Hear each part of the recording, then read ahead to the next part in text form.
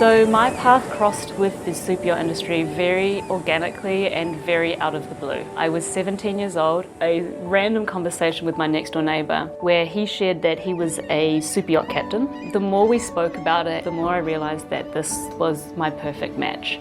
And I walked away from that conversation back home to my parents and was like, hey, I'm not going to university, I'm going to go become a super yacht captain.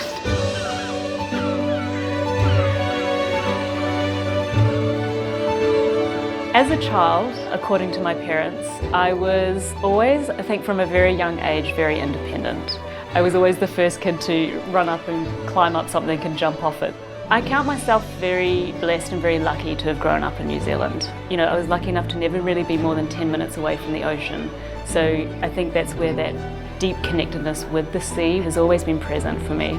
And I think that's when the salt really starts to get in your veins.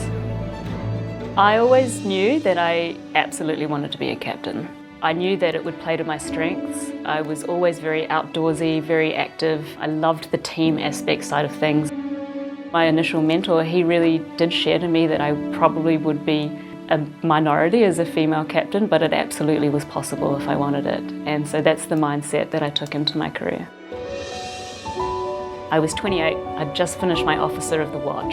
I was getting all these amazing congratulations from my peers, it's quite a big achievement. And what I kept hearing was, did you know there's less than 10 women that have this ticket? How is this possible? How is there only 10 in our entire industry? Surely this isn't true.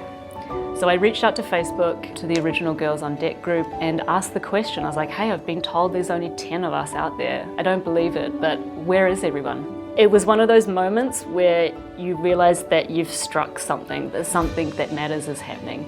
Because there were women all around the world that were, typing, hey, I'm here, like I have my ticket, I'm a, captain, I'm a chief officer, I'm coming up the ranks.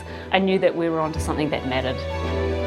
So one of the first women to reach out with that original question on Facebook was Natasha Ambrose, a fellow chief officer. We really had a lot of aligned values and visions for the industry and our roles as chiefs. It was one of those moments where you meet someone, you're like, we're going to create something special here. And so she's been absolutely instrumental in what Sea of the Sea is today and also legacy. So Sea of the Sea is fantastic at doing what it does, which is connecting females in the deck and engineering roles and really creating that space that is totally dedicated to evolving that conversation and supporting that community. And legacy is a very organic evolution of that, and it's very representative of our journey as well. Realising that while the conversation of gender is extremely important, there's so many other areas that require our attention. Not just because they're important, but because when we do focus on these, the whole industry benefits. What does leaving our industry better than we found it look like? How do we focus on the people? We're seeing people coming in, they're 18, 19 years old, and they already know that there's all these women that have come before them, and they're joining the groups, they're having the conversations, they're sharing the knowledge and the inspiration. It's just beautiful to see that that space never existed before.